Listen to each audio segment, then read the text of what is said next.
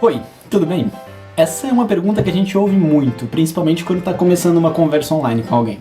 E obviamente, tendo intercâmbio, você vai estar longe de todo mundo que você conhece e você vai depender muito mais da internet para falar com as pessoas do que antes. E daí vão te perguntar diversas vezes: tudo bem? Antes de eu continuar, eu só queria dizer que o vídeo de hoje vai ser assim mesmo, uma conversa no quarto. Na verdade, eu não ia nem gravar vídeo porque essa semana eu não estava muito afim, não foi uma semana muito boa. Mas daí eu vi que nos últimos dias começou a aparecer mais gente que eu não conheço do que o normal aqui. E daí eu pensei que se essas pessoas apareceram, elas provavelmente procuraram no YouTube diários de intercâmbio ou outra coisa parecida. Daí, no meio de diversas outras reflexões que eu tava fazendo, eu pensei que ninguém me avisou que ia ser tão difícil estar aqui. Eu mudei de ideia e decidi fazer um vídeo mais sincero, assim, uma conversa. Porque se tem gente que me assiste para querer saber como é que é a rotina de um intercâmbio, eu acho que talvez essas palavras possam ser úteis. Atualmente eu tenho 24 anos e eu sempre tive o sonho de morar fora do Brasil. Se você não conhece o exterior, todo mundo pinta na sua cabeça aquela história de que, nossa, lá fora é tudo perfeito. E você obviamente acredita. Mas não é bem assim. Acontece que eu vou ficar aqui por um ano e um ano é tempo pra caramba. E quando você vê as fotos e ouve as histórias de quem já passou por um intercâmbio, você pensa, meu Deus, essa é uma experiência incrível, é óbvio que eu quero. Mas na verdade é bem difícil também, e é por isso que eu decidi falar sobre isso. Por que é tão difícil? Para começar, tem o fuso horário. Esse negócio não para quieto. Eu não tenho tripé, eu tenho caixas empilhadas, então... Mas o que eu tava falando?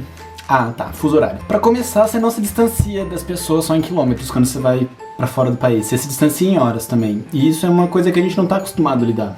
Isso afeta muito o seu dia, porque você começa tentando viver em dois fusos horários diferentes. Diversas vezes você vai perder a hora porque você ficou acordado até tarde tentando falar com alguém no Brasil e, consequentemente, você acordou tarde, perdeu seu dia. Nossa, que rotina feio. Esse foi mais bonito. Enfim, isso é péssimo porque vai te fazer aproveitar menos aqui. E não é como se você aproveitasse alguma coisa de lá também. Aqui pra mim são 3 horas de diferença, então assim, não é tanta coisa, mas ainda assim afeta bastante. Só que quando eu tava com o horário de verão no Brasil, a diferença caiu pra 2 horas. Então foi bem tranquilo pra conseguir mais ou menos ficar nessa rotina de 2 fusos horários, porque não me afetou tanto. Mas agora, que já são 3 horas de novo, já tá mais complicado, e daqui a pouco aqui entra no horário de verão, então vão ser 4 horas de diferença, que era a mesma diferença que tava quando eu cheguei. E é inviável. A gente tenta viver nesses 2 fusos horários, mas não dá. Pra não acabar sofrendo, a melhor coisa que a gente tem que fazer é desligar. Sei lá, marcar um horário por semana pra tentar conversar com as pessoas. E não tentar conversar todo dia pingadinho, porque isso vai desgastar e não vai ser bom. E o pior de tudo é que você vai acabar sofrendo por causa disso, não as pessoas que estão no Brasil. Porque lá, eles estão num fuso horário só. Então, tipo assim, é muito fácil pra eles. Depois, eu acho que essa pega mais para as pessoas que fazem intercâmbio aqui para o hemisfério norte, mas é o inverno. No Brasil, a não ser que você more em alguns lugares bem no sul, e eu digo bem no sul mesmo, porque eu sou de Floripa e lá isso não se aplica, e já é no sul, você não sabe o que significa inverno. Aqui a latitude é mais elevada, né? O que isso afeta no nosso dia a dia? Se a latitude é maior, os raios do sol chegam mais inclinados. Quer dizer que o sol fica mais baixo no céu e ele dura menos tempo visível. Os dias duram muito pouco. No ápice do inverno, o sol surgia depois das 8 da manhã e 4 horas da tarde já estava noite aqui. Isso faz o seu dia durar muito pouco. Pelo menos a sua percepção de dia pelo cérebro. Porque depois que escurece, você quer dormir. Então assim, no inverno era 8 horas da noite e eu já tava querendo dormir pra acordar no outro dia. E por você acabar vendo menos o sol, você acaba se deprimindo muito mais fácil. E tipo, sei lá, não li a respeito, mas com certeza deve existir diversos estudos científicos, porque, sei lá, no sol a gente no sol a gente produz mais vitaminas também que afetam o nosso bom humor. Então é muito nítido até nas pessoas que no inverno todo mundo fica mais introspectivo. Isso é foda pra caramba, porque quando é inverno aqui, é verão no Brasil. E todo mundo tá muito feliz, e tá postando foto na praia, e tá curtindo, sei lá. É difícil de lidar com isso. E aqui em Londres o inverno nem foi tão rigoroso assim esse ano, então imagine em lugares onde tem muito mais frio.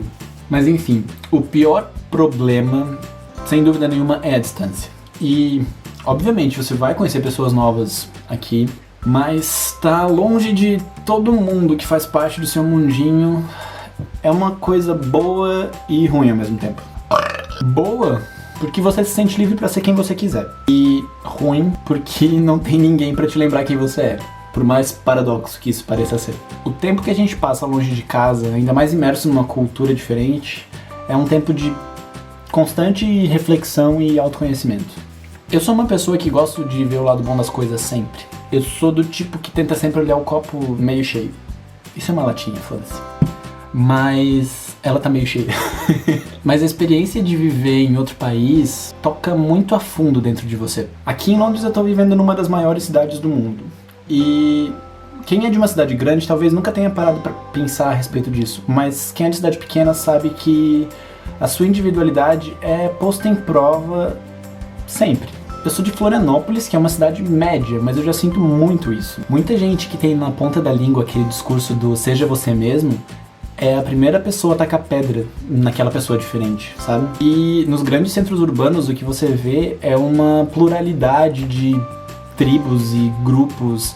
E por mais que eu não ache que tribo seja o melhor exemplo para falar de individualidade, as tribos estão ali para juntar pessoas que se sentem diferentes e provar um ponto, se fortalecerem juntas. Mas a ideia de tribo eu só queria falar porque é uma coisa que a gente vê muito no Brasil. Pelo menos em São Paulo, que é uma referência de maior cidade que eu tenho do Brasil, eu vejo muitas tribos. Mas aqui em Londres, eu não vejo tantas.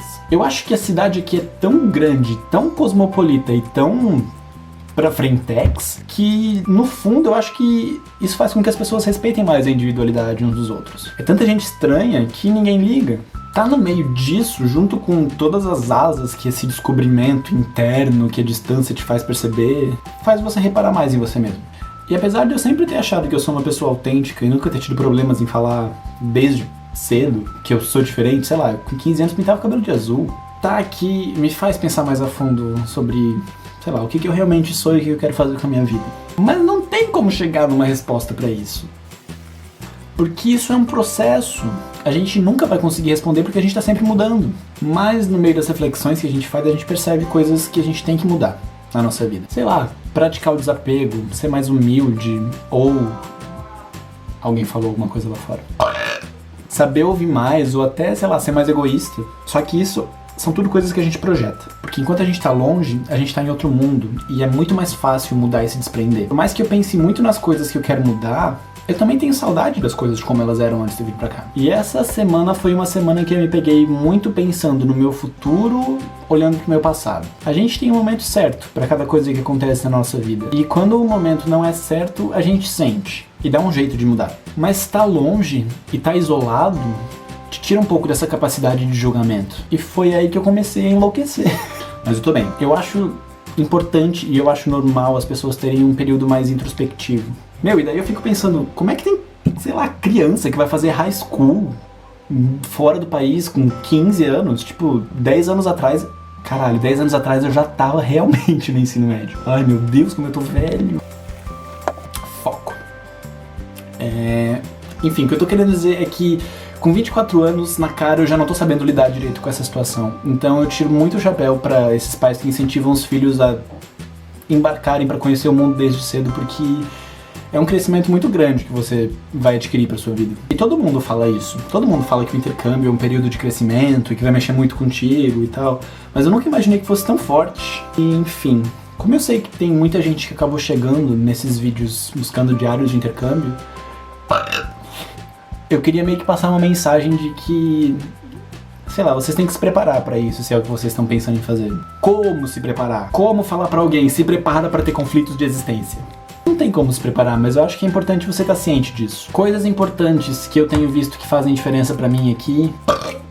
A primeira e mais importante, eu acho que é ter alguém que já passou por uma experiência dessas próximo de você. E ter essa pessoa te apoiando, porque vai fazer muita diferença pra você ter alguém pra te lembrar que o mundo não gira ao redor do seu umbigo e que você não é a primeira pessoa que tá sentindo isso, não vai ser a última e que tudo se ajeita. Outra coisa muito importante pra se ter em mente é que você não tem que agradar ninguém.